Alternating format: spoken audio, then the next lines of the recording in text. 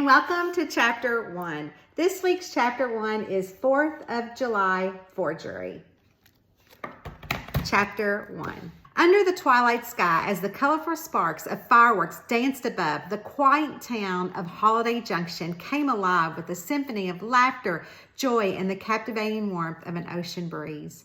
I was perched at my desk at the Junction Journal office, overlooking the bustling scene unfolding outside. The ocean's salty aroma wafted through the open windows, mingling with the excitement and anticipation that hung in the air. "Violet, are you about done?" my mama, Millie Kay, asked. She was Southern to her core and brimmed with enthusiasm for the celebration that came our way. She popped her head in the office door. I had to keep myself from laughing as I took a look at her outfit, and I'd call it a little bit gaudy, but she'd call it getting into the spirit of the 4th of July. Mama had carefully selected an ensemble that exuded patriotic flair. She wore a flowy navy blue maxi dress adorned with white stars, its fabric swaying gently as she headed straight over to my desk with something in her fingers.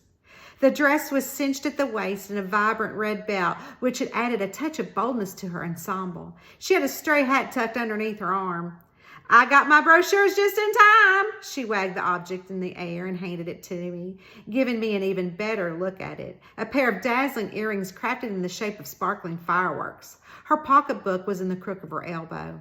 The earrings dangled delicately, each burst capturing the essence of the celebratory fireworks that would soon light up the night sky. "Look at what a bang-up job Clara and Garrett did at the printing press." She pointed at the front of the brochure, showing that even her nails had fireworks painted on them. "We bartered," she said. She was lit up like a sparkler at the memory of making this deal. "And what did you agree upon, Mama?" I asked. "Well, they gave me a steep discount on printing in full color, and I gave them 3 months of free membership at the Leisure Center." Mama popped the straw hat on top of her head. The hat was adorned with a wide red ribbon, a small American flag pinned on the ribbon, and yet a subtle, powerful symbol of her patriotism. She snapped the top of her purse open, took a handful of the brochures, and slapped them on my desk. "Now, me and you are going to be giving these out tonight," she told me with a warm smile and a twinkle in her eye. "Okay, Mama." I got up and noticed her comfortable-looking yet stylish white sandals adorned with red and blue accents. It was Mama's way of having the perfect balance between fashion and practicality, ensuring she could navigate the festivities with ease. Mama never did anything without thinking through the outfits she would wear for the event. "You aren't going out there looking like that, are you?" she asked. Then she must have realized what she said, because she gasped slightly and knotted her brows. "I mean, you look all right. Besides, it's getting dark out soon, and, well, everyone will be looking at the fireworks instead of you." That was Mama's way of apologizing, her Southern way. I'd gotten used to it over the years, and she loved me, and I knew it, and she'd never have followed me to Holiday Junction when I moved here a little over a year ago if she didn't.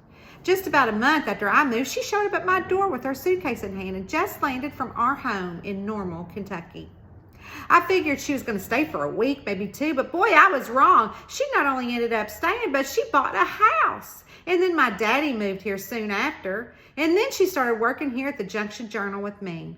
And now she was opening a leisure center because she said Holiday Junction needed a place for seniors to go, but she refused to call it that. "I'm not going to say anything, but I love the you-know-what." Her words ran together. "Mama," I said in a tone that told her not to say another word. I know," she sighed. "I'm going to use the ladies' room, so get your stuff and let's go." Yeah, I said when I walked over to get my camera bag. I stopped at the window and looked out at the beach. I gazed out the office window. My heart fluttered with excitement and anticipation. The 4th of July festivities were in full swing, and as the co-merrymaker of Holiday Junction with Darren Strickland, it was my responsibility to ensure that Holiday Junction celebration's grand finale was nothing short of spectacular. The merrymaker was one of the most important jobs, if not the most important job in Holiday Junction, and it was a secret. No one but Darren, Mama, Vern McKenna, and I knew we were the current merrymakers. Darren, with his warm smile and unwavering enthusiasm, was not only my partner in merrymaking, but also someone with whom I developed a budding relationship with. We started a deep connection and love for this charming town. It was no surprise that he called the lighthouse his home, a symbol of guidance and strength that overlooked the picturesque coastline. Together, Darren and I meticulously planned the holiday's last hurrah, a gathering that would bring the townfolk together for one final moment of joy and camaraderie.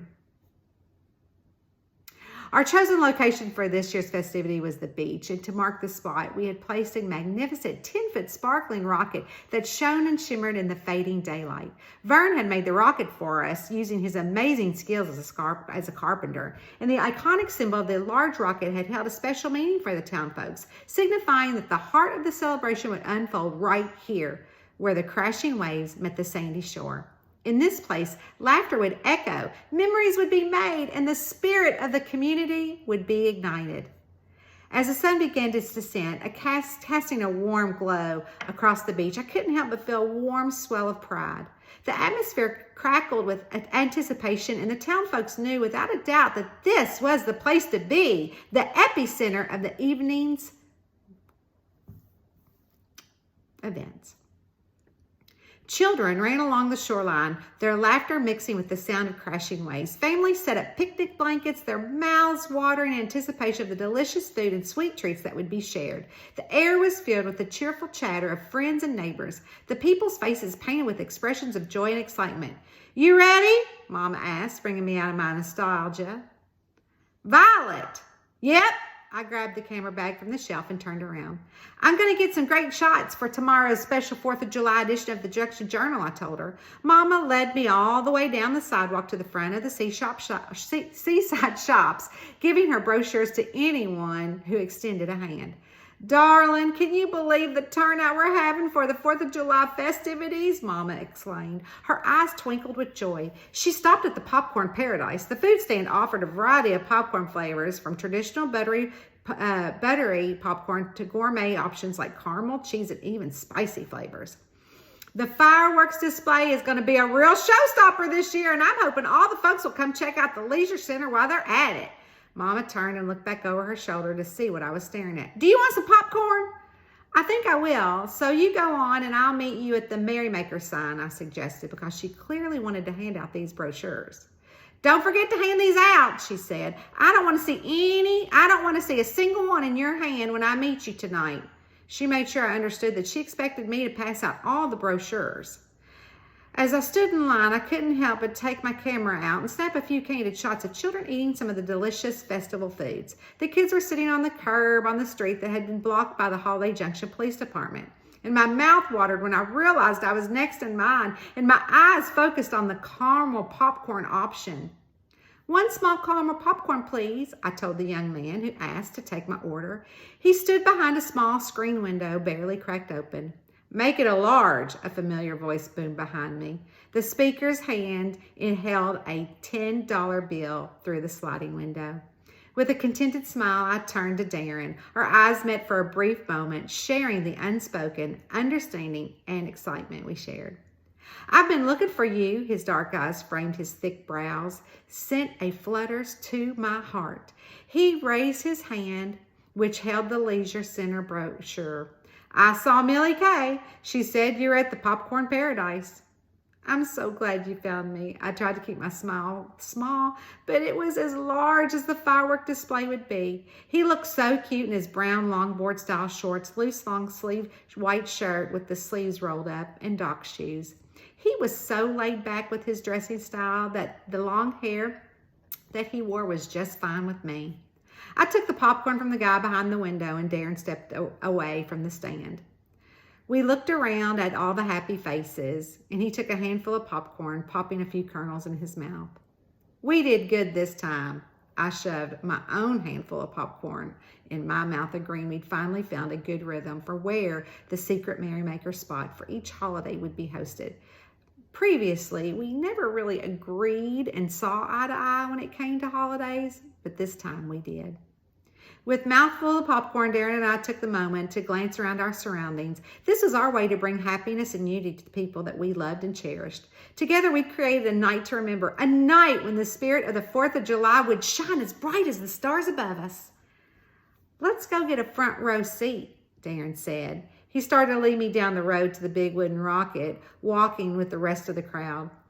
We took our time so I could stop and snap some photos of all the food vendors. The beachside grill was cute. It served juicy burgers, hot dogs, smoky barbecue chicken. Everything there looked like it was expertly cooked to perfection. The seaside shack was another cute stand, serving fresh catches from the ocean and a variety of other seafood delights, from succulent shrimp skewers and crispy fish tacos to creamy clam chowder and mouth-watering lobster rolls.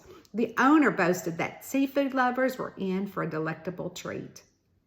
"You can wash that down with one of these." I pointed to the lemonade oasis stand and watched Darren scarf down one of the shrimp skewers.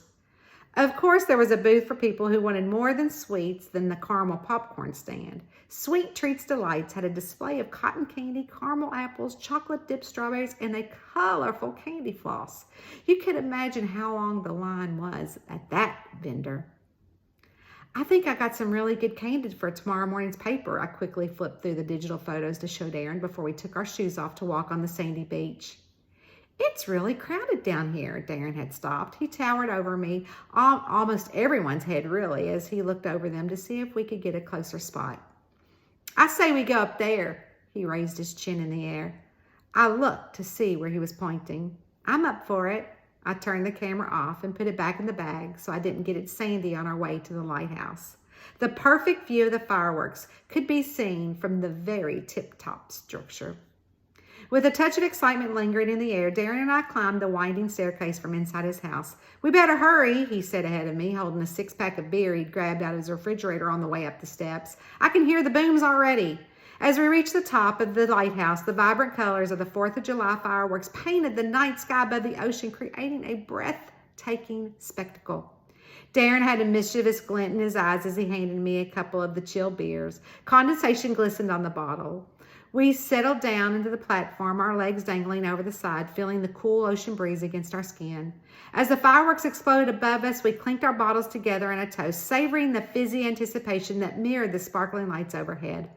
The symphony of crackling bursts and whistles filled the night, punctuating by gasps and applause from the crowd below. I couldn't help but feel a sense of awe and gratitude as we sat there, witnessing the colorful bursts of lights illuminating the darkness. The waves, rhythmic pounding against the shore, added a soothing backdrop to the spectacle, creating a moment of pure enchantment. I better snap a few photos, I said, and put my beer down, grabbing the bag to bring it closer to me. The photos would be beautiful, but nothing like being there in person. "That should be enough," I said. I made sure as I presented the rest of the photos and satisfied I'd gotten a few good ones. We leaned back against the sturdy structure of the lighthouse, our gaze fixed on the mesmerizing display. Darren's presence beside me brought a warmth and comfort that I had come to cherish while we marveled at the magic unfolding before our eyes. As the fireworks painted the night sky, the cascades of red, white, and blue, the world seemed to fade away, leaving only Darren, the lights, and me. Our laughters and whispered conversations filled the space between the bursts. We shared stories and dreams amongst the symphony of colors. Time seemed to stand still as we basked in the beauty of the moment, and the stars above seemed to twinkle with delight, as if they were joining in the celebration of our special night. With each explosion, I felt a sense of unity, not only with Darren, but also with the entire town of Holiday Junction. It was a moment of collective awe, a shared experience that transcended individual differences and brought us together under the magical night of fireworks. As the grand finale erupted in the shower of shimmering sparks, we sat in silence, our hearts filled with gratitude and wonder. The sound of cheers and applause from the crowd below reached our ears. It was a testament of joy and delight that the fireworks had brought everyone to Holiday Junction, and Darren and I had picked the perfect spot as merrymakers. Then, some screaming suddenly took over the cheers. Darren and I stood up to see what it was. "What's going on?" I asked, leaning over the railing. As a journalist with an insatiable curiosity, I couldn't help but dart off back down the stairs to get an up-close and personal photo of whatever was going on below. I took a deep breath, allowing the salty breeze to fill my lungs, heightening my senses. I ran closer to what was happening. Little did I know that by the end of the night, the vibrant celebration would give way to a grim discovery, plunging Holiday Junction into a web of secrets and intrigue. As soon as I reached the beach, one last burst of fireworks illuminated the darkening sky, and I felt a surge of adrenaline, knowing that my nose for news was the light of the fireworks would lead me straight into the heart of the unfolding mystery. At the time, I didn't realize that it was a dead body on the beach. Chapter 1. 4th of July Forgery.